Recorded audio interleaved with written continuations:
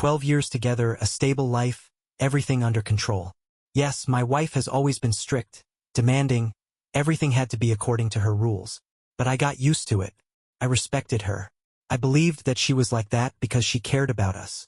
And then one message came. One post. One video. And this is what was there.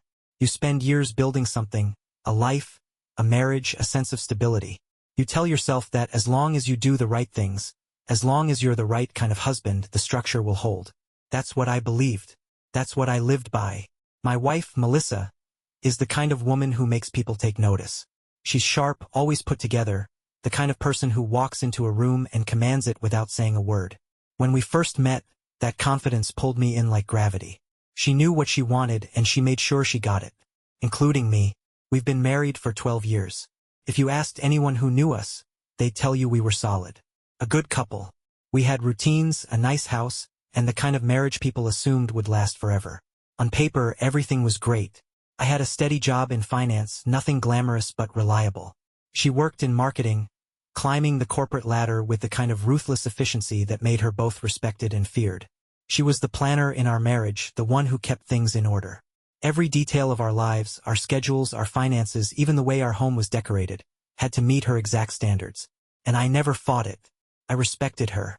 Maybe even admired her. She made things happen. She made me better, or at least that's what I told myself. But there was something about her that was exhausting. She expected perfection, not just from herself, but from me, from everyone. She had a way of making you feel like you were constantly being measured, constantly being evaluated. There was no room for mistakes, no space for anything less than the best. I learned to adapt. I picked up after myself without being asked. I dressed the way she liked. I made sure every little thing was just the way she wanted it. And when she corrected me, which she did often, I nodded and adjusted. Because that was how it worked with Melissa. You either met her expectations or you disappointed her. And trust me, you didn't want to disappoint her. But in the quiet moments, when she wasn't around, I sometimes wondered, was this what marriage was supposed to feel like? A constant performance? A never-ending effort to avoid criticism? I never let myself dwell on it too long. Because at the end of the day, she was my wife. And I loved her. And I thought she loved me too. If there was one thing you could count on with Melissa, it was control. She didn't just keep our household in order. She kept herself in order. Her image, her reputation, the way people saw her, all of it was managed with precision. So when things started to change, I noticed. First, it was small. Little things. She started staying late at work more often. That wasn't unusual in itself. Her job demanded a lot. But before, she would always let me know. Now I'd get a text at the last minute, something vague. Running behind. Don't wait up. Her phone, which used to sit face up on the kitchen counter while she cooked dinner, was now always in her hand or face down. And then there were the girls' nights. Melissa had a tight-knit group of friends. But friends might not be the right word. They were more like competitors who happened to drink together. It was an exhausting dynamic to watch. Every interaction laced with subtle power plays, backhanded compliments, and forced laughter. I never understood why she spent time with them, but Melissa thrived in that kind of environment. She was good at it. And lately they'd been going out more. I didn't think much of it at first. A few extra nights out, more drinking than usual. She'd come home smelling like expensive perfume and overpriced cocktails. Her movements just a little too careful. But she never seemed drunk. Melissa would never let herself lose control like that.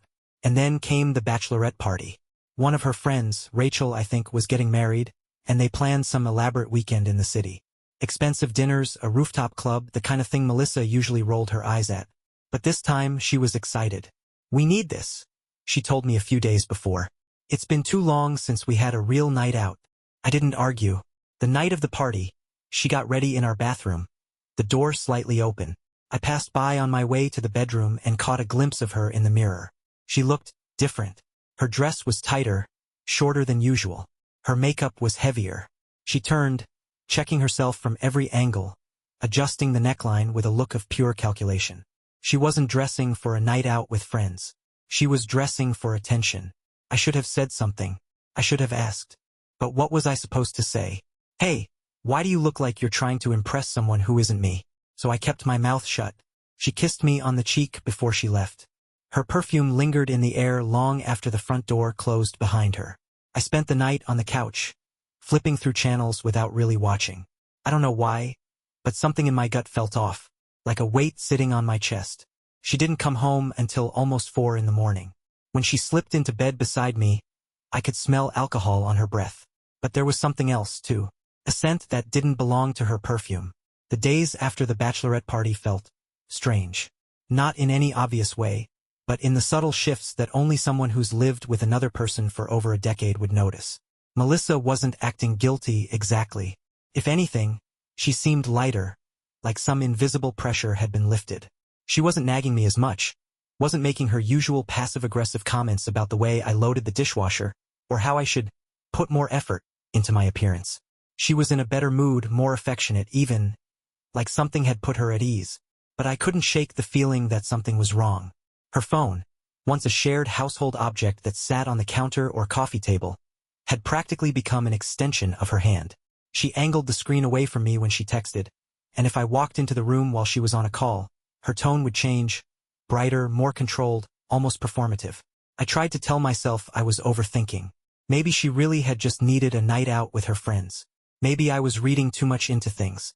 But then I remembered the way she had looked in the mirror before she left that night. The way she had checked herself, like she was preparing for something. And then, a few days later, the message came. It was an anonymous text, sent from a number I didn't recognize. Just a single line with an attachment. "You deserve to know." I stared at my phone, my heart pounding, my thumb hovering over the file. Something inside me already knew that whatever was in that message was about Melissa. Knew that if I opened it, there would be no going back. But I opened it anyway. It was a video. Shaky, low quality, like it had been recorded in secret. Took me a second to understand what I was looking at. A dimly lit club, flashing lights, music pounding in the background. And then there she was, Melissa. Her arms wrapped around another man's neck, his hands gripping her waist. Their bodies pressed together, moving in a way that left no room for doubt. She leaned in, her lips at his ear, saying something that made him laugh before she kissed him. Not a peck, not a drunken mistake. A deep, deliberate kiss. And then, another clip, this time in the back of a car. His hands on her thigh, her head tilted back, exposing her neck as he kissed her. 12 years of marriage. 12 years of this woman telling me how things were supposed to be, of setting rules and expectations, of making sure everything in our lives was controlled and structured. And this is who she really was? The phone buzzed again. Another message. Ask her about the hotel. I played the video again, hoping, what? That I'd see something different the second time? That I'd wake up and realize this was some kind of cruel joke? But it wasn't. It was real. Melissa, my wife, the woman who had built a life with me, who had controlled every aspect of our marriage down to the finest detail. Cheating on me like it was nothing. I stared at the screen, my hand shaking so badly I nearly dropped the phone. I had two choices. I could pretend I never saw it. Ignore the message. Let her keep living her perfect little lie while I swallowed the truth like poison. Or I could confront her. And for the first time in 12 years, I wasn't going to follow her rules. I don't know how long I sat there, staring at my phone, replaying the video over and over again like some part of me expected it to change. Like if I just watched it enough times, the truth would rearrange itself into something less devastating. But it didn't. Every time it was the same. Melissa, the woman I had spent 12 years of my life with. The woman who built everything in our marriage on control, on rules, on expectations. The woman who would scrutinize me for the smallest mistake. Leaving a dirty dish in the sink, forgetting to fold a towel properly. Grinding against another man in some dark corner of a club. And the worst part? She looked happy. Not guilty. Not reluctant. Not like someone who had made a mistake. Like someone who was exactly where she wanted to be. 12 years. I thought about the house we had built together. The vacations. The long talks about our future. The nights where I had stayed up late, working extra hours to make sure we could afford the life she wanted. The times I had let her correct me, let her dictate every little detail of our marriage because I thought that's what love was. Compromise. But there was no compromise, was there? There was just her making the rules, and me following them. Until now. I picked up my phone again, staring at the last message. Ask her about the hotel. I had no idea who sent it. Maybe one of her so-called friends. Someone with a grudge, someone who wanted to take her down a peg. Or maybe just someone who thought I deserved the truth. Either way, it didn't matter. What mattered was that she had done this. Melissa, the woman who had once told me she had zero tolerance for dishonesty. The woman who had walked away from friendships over minor betrayals, who had ended business relationships because someone wasn't upfront about their intentions. And now she was cheating around behind my back. And worst of all, she had probably convinced herself that she deserved to do it. That's the kind of person she was. If she did something, there was always a reason, a justification, a way to spin it so she was never actually in the wrong. I took a deep breath, my chest tight, my pulse pounding so hard I could feel it in my skull. I had a decision to make. Melissa came home late that night. Not as late as the night of the bachelorette party, but later than usual. I heard the garage door open, the soft click of her heels on the tile as she stepped inside. I was sitting in the living room, the only light coming from the TV, though I wasn't watching it. "Hey," she said casually as she set her purse down. "Why are you still up?" I looked at her. Really looked at her. She was the same Melissa I had always known. The same perfectly put together, confident, composed woman who could walk into a boardroom and command attention without trying. But now I saw her differently. Now I saw a liar. I took a slow breath, steadying myself. My phone was on the coffee table, the screen still lit up with the messages. Picked it up, held it out to her. Her eyes flickered to the screen, and in that split second, I saw it. The shift. A tiny flicker of recognition. A moment of calculation. And then, just like that, she was in control again. "What is this?" she asked, her voice cool. "You tell me," I said, my own voice barely above a whisper. She took the phone from my hand, scrolling through the messages, watching the video. I studied her face, waiting for the reaction. Shock, guilt, regret. But it never came. Instead, she let out a slow breath, like she was annoyed. Not upset, not apologetic. Annoyed, like I was the problem here. "You actually believe this?" she scoffed, tossing the phone onto the couch beside me. "Are you serious?" I stared at her. "Melissa, I saw you." Her expression barely changed. She crossed her arms, tilting her head slightly, her lips pressing into a thin line. That was when I knew. She had already prepared for this. She had an answer ready, a defense, a way to turn this around on me. "Okay," she said, sighing like this was some minor inconvenience. "I'll be honest with you." I almost laughed. Now she wanted to be honest? She sat down across from me, leaning forward slightly, her eyes locked onto mine. "I was drunk that night. We all were. I barely even remember it." I said nothing. She sighed again, shaking her head like I was being unreasonable. "Look, I'm not going to sit here and let you act like one stupid mistake erases everything we've built together. Was it just the club?" I asked. My voice was quiet, but there was an edge to it now. She hesitated. A flicker of something, panic, crossed her face. I leaned forward slightly. "Tell me about the hotel, Melissa." Her mouth opened, but no sound came out. And in that silence, I had my answer. I let out a slow breath, leaning back against the couch. I didn't need her to say it. I already knew.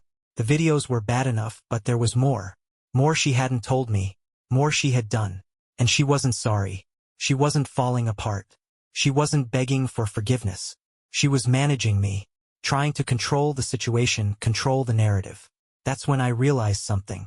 She never thought I'd do anything about it. She thought I would fall in line like I always had, that I'd let her set the terms, dictate how this was going to go. Not this time. I stood up slowly, and for the first time in 12 years, I saw fear in her eyes. She didn't know how to handle that. Melissa, always so composed, always in control. But now she was scrambling. Not in an obvious way. No tears, no panic. She wouldn't let herself break down. Not yet. That wasn't her style. No, she was playing a different game. A calculated game. She thought she could talk her way out of this. I could see it in the way she shifted her posture. In the way her expression softened just enough to make it look like she was hurt. Like I was the one being unreasonable. "Look, I don't know what kind of sick joke this is," she said, crossing her arms. "But I know you. And I know how easily you let people get in your head." There it was. The gaslighting. I almost laughed. She wasn't denying it. Not really. She was redirecting, shifting the focus onto me, making me second-guess my own judgment. Classic Melissa. "You think this is a joke?" I asked, my voice deadly calm. I picked up my phone again, held it out toward her. "That's you in the video." Don't even try to tell me it's not. Her jaw clenched. A flicker of something, annoyance, maybe even anger, crossed her face. She was losing patience. Good. You know what? She said, exhaling sharply. Fine. Yes. I kissed someone. There. Are you happy? Is that what you wanted to hear? I stared at her. I wasn't sure what response I expected, but it sure as hell wasn't that. Happy? Did she actually think this was about winning? About me needing some kind of validation? I clenched my fists, shoving the phone into my pocket. I want the truth, Melissa. You have the truth. Her voice was clipped now, defensive. I was drunk. I made a stupid mistake. And now some bitch in my friend group is trying to ruin my marriage because she's jealous of me. And just like that, she tried to flip it. Suddenly, she was the victim. Suddenly, this wasn't about what she had done.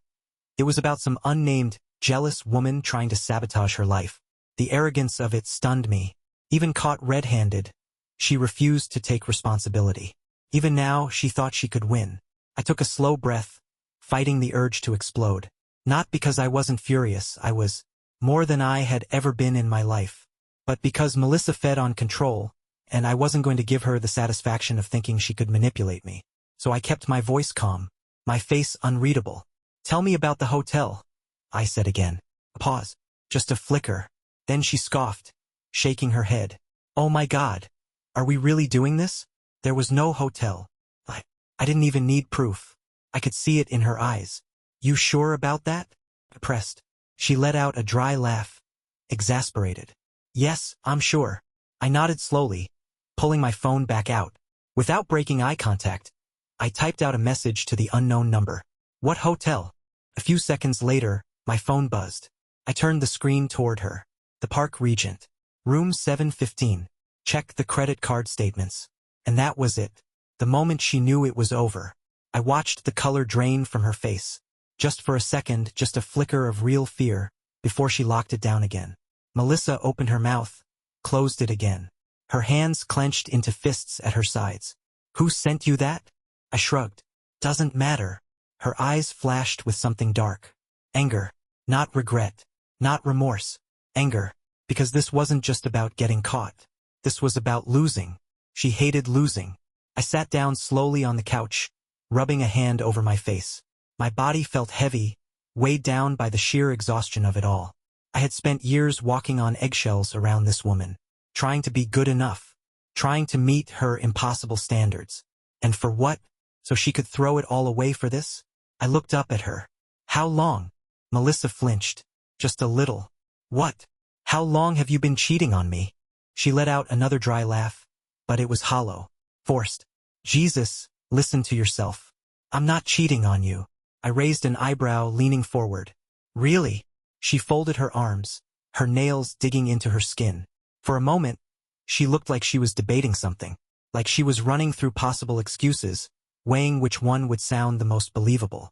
Then, finally, she let out a sharp breath and sat down across from me. Look, she said, her tone shifting, softer now, almost reasonable. I know this looks bad. I get it. And I'm sorry. I didn't react, because I knew what was coming. But we've been stuck, haven't we? She continued. Just going through the motions? Things haven't been right between us for a long time. You feel it, don't you? I said nothing, because I wasn't playing her game. She sighed, reaching for my hand. I let her, not because I wanted to, but because I wanted to see what she would do. She squeezed my fingers. I don't want to lose you, she said, her voice almost a whisper. I love you. I don't know. I guess I needed to feel something again. And there it was. The justification. The manipulation. She thought she could fix this. Thought she could use her usual tactics, turning the conversation, making it about our problems instead of her choices. I slowly pulled my hand away. She blinked. Just a flicker of surprise. I don't care why you did it, I said. I care that you did. She exhaled, shaking her head like I was missing the point. Come on. You're really going to throw everything away over one mistake. I walked out of the living room without saying another word. I didn't know exactly where I was going, but I knew I needed space. Space from her, from the suffocating weight of her lies, from the house that now felt like a prison. Behind me, I heard her stand up abruptly. Seriously? That's it. I kept walking. She followed, You're just going to walk away? After everything? I turned slowly, looking at her. She had her arms crossed, her expression carefully controlled. After everything? I repeated. My voice was quiet, dangerous. She hesitated. I took a step closer. Melissa, do you even hear yourself? You're standing here acting like I'm the one throwing this marriage away. Like I'm the one who did something wrong. Her jaw tightened. I already told you. Don't. I held up a hand. Don't you dare try to spin this. She sucked in a breath, her fingers curling into fists. I'm not trying to spin anything. I'm trying to make you see that this isn't some black and white situation. Yes, I made a mistake. But do you seriously think that one night erases 12 years? Everything we've built. I exhaled sharply, shaking my head. It wasn't just one night. She stilled. What are you talking about? I held up my phone again, scrolling down to the message about the hotel. I turned the screen toward her. Her face barely changed, but I saw it. That tiny flicker of panic. The slight tension in her shoulders. The way her lips parted. Like she was trying to find the right words before she even spoke. Room 715, said flatly. The Park Regent. That wasn't the night of the bachelorette party. Was it? Silence. She blinked once, twice, then let out a slow breath, rubbing her temple like I was giving her a headache. Jesus Christ, she muttered. Who the hell is feeding you this shit? I stared at her, unblinking. She sighed, her shoulders slumping slightly. And then, just like that, her expression softened. The sharp edges disappeared, replaced by something almost gentle. Listen, she said, her voice quiet now, measured. I don't know what's going through your head right now, but I need you to take a step back. Breathe. You're letting your emotions control you. She was good. Even now, even when she knew the walls were closing in, she was still trying to turn this around. Trying to convince me that I was the one being irrational. And for years, maybe I would have believed her.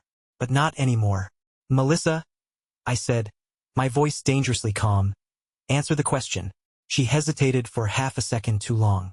Then she rolled her eyes, letting out a bitter laugh. You really want to go down this road? I said nothing. She exhaled sharply. Fine. If you must know, yes. I got a hotel room. But not for the reason you think. I let out a cold, humorless laugh. Oh, this should be good. She crossed her arms. I needed space. I blinked. What? She sighed dramatically, like I was exhausting her. I needed space, she repeated. From us. I stared at her. Unbelievable. So let me get this straight, I said slowly. You needed space from our marriage, so you got a hotel room. And what? Another man just happened to be there. Her eyes flashed. I never said. You didn't have to. She sucked in a sharp breath, nostrils flaring. You're twisting this. I'm twisting this? I let out a harsh laugh. Melissa, I'm not the one who lied. I'm not the one sneaking off to hotels behind my spouse's back. I'm not the one gaslighting my partner when they find out the truth. She recoiled slightly at that word, gaslighting. Because deep down, she knew that's what she was doing. But she wasn't done yet. She stepped closer, her tone shifting again. Softer now, almost pleading.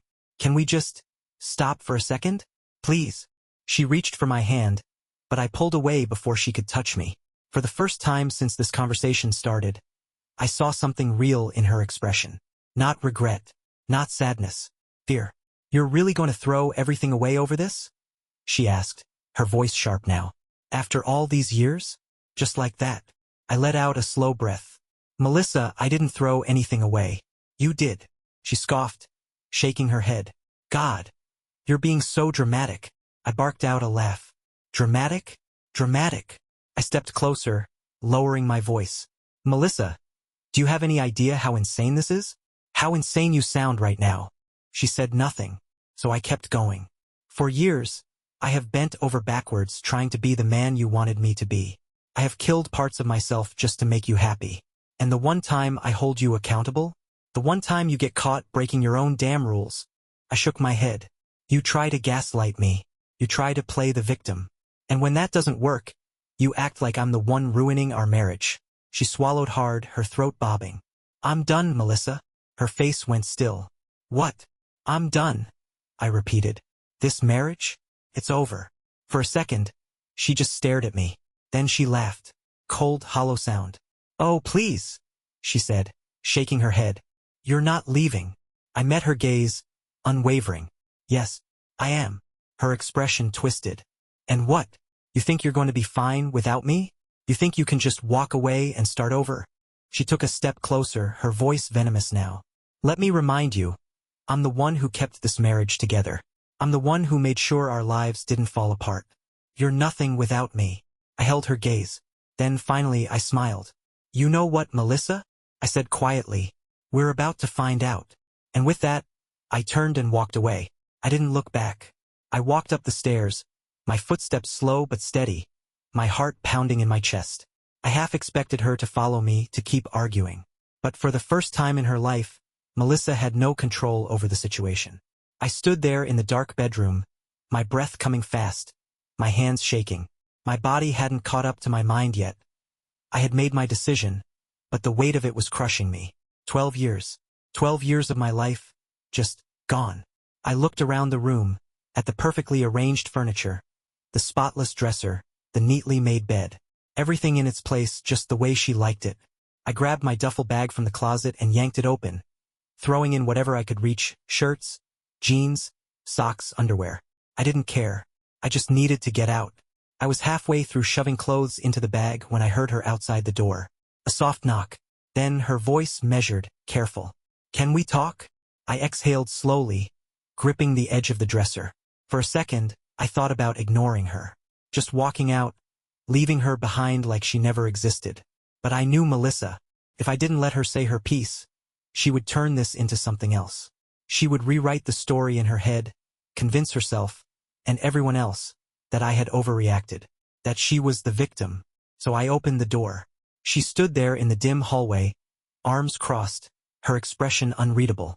Her face was calm, composed, but her eyes were burning. She was furious, not sad, not heartbroken, just angry, because I was doing something she never thought I would. I was leaving her. I leaned against the doorframe, arms folded. Say whatever you need to say, Melissa. Her jaw tightened, but she took a slow breath. I don't want this to end like this. I laughed under my breath. You should have thought about that before you was in bed someone else. Her eyes flashed, but she kept her voice steady. You don't understand. No. I interrupted, my voice sharper now. I understand perfectly. You cheated. You lied. And now you're mad because you don't get to control the outcome. She exhaled, shaking her head. I made a mistake. I clenched my teeth. Stop calling it that. She flinched. Good. I pushed off the doorframe, stepping closer. You didn't accidentally end up in a hotel room with another man, Melissa. You chose to do this. Every step of the way you made a choice. I grabbed the duffel bag from the bed and slung it over my shoulder. I'm done talking. For the first time, I saw real desperation in her eyes. You're really leaving? She whispered. I took a deep breath. Yeah, I said. I am. She took a step closer, her voice lower now. Where are you even going to go? I shrugged. Anywhere but here. She swallowed, glancing toward the stairs. You don't have to do this tonight. Let's take some time. Think things through. I exhaled, shaking my head. Melissa, I'm not negotiating with you. I brushed past her, heading down the stairs. Behind me, I could hear her following, her footsteps quickening. Wait, she called. Let's be rational about this. I reached the front door and yanked it open. The night air was crisp and cool, the kind of air that made everything feel clearer. She grabbed my wrist. For a second, I hesitated. The moment where my old life ended, and my new one began. She looked up at me, her grip firm but trembling slightly. Don't do this, she whispered. Please. I pulled my wrist from her grasp, stepped outside, and closed the door behind me. For the first time in 12 years, I was free.